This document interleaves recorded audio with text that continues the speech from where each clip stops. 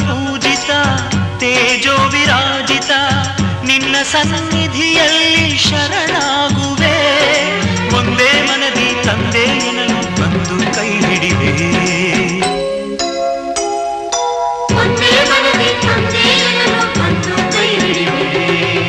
ಕ್ಷಮಿಸೋ ಸ್ವಾಮಿ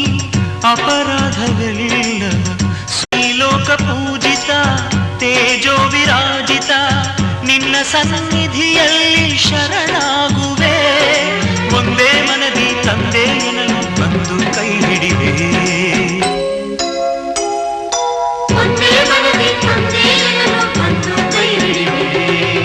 ಕ್ಷಮಿಸೋ ಸ್ವಾಮಿ ಅಪರಾಧಗಳಿಲ್ಲ